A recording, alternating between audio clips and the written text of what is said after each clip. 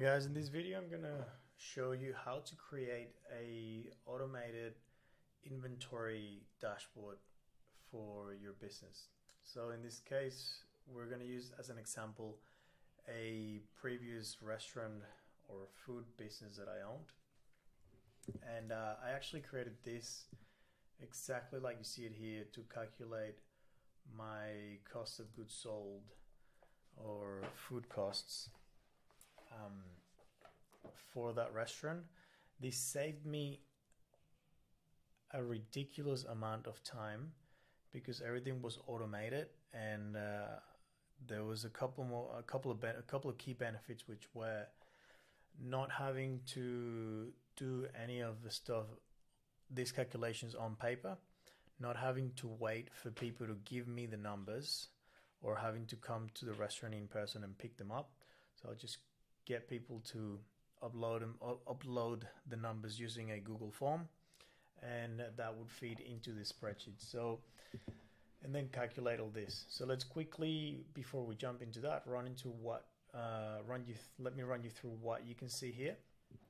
So here we can see the date, as in the week that we're talking about, that we're looking at the usage for.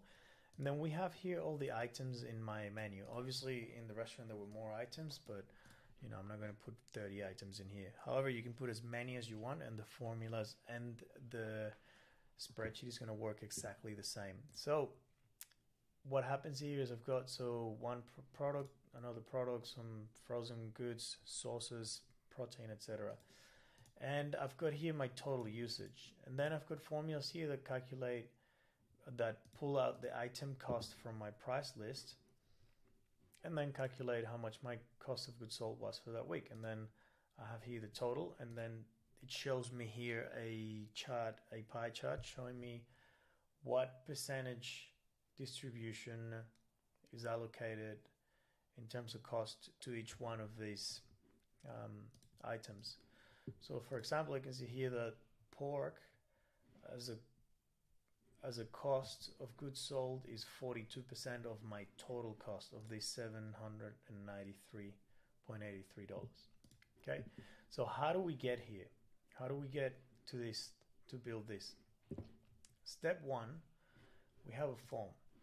So this form, my staff would fill it out, and then simply add here, we'll find the date, the week ending, so the week that we're talking about, which refers to this here. Then I would have my manager name, because it's important for me to be able to track who's doing the inventory. So if there's any mistakes, I can call them back. The type of inventory. So if it's something that came in because we bought it, or if it's something that was left at the end of the week. So normally we count when things come in and then what's left at the end.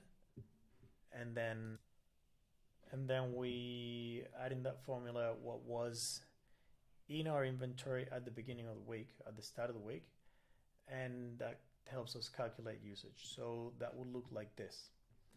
So I've got what came in, then plus what was here already at the start of the week, and then we minus what is left at the end of the week, and that should give me my usage, right?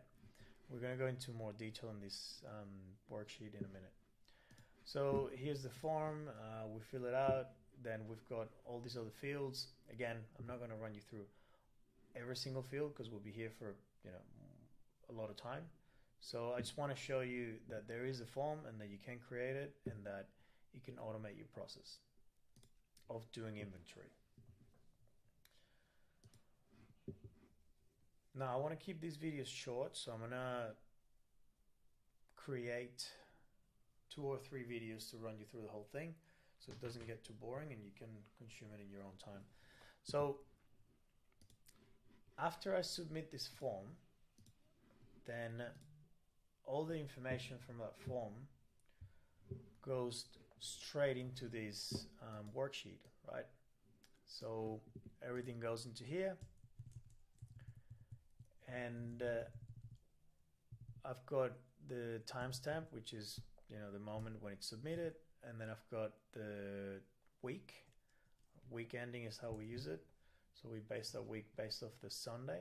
We count it based off the Sunday of that week.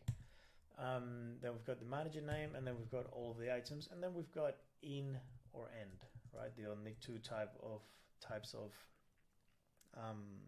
inventory count that you will have. So we're going to leave that there up until there for this video, and we're going to look at how each one of these tabs works in the coming ones.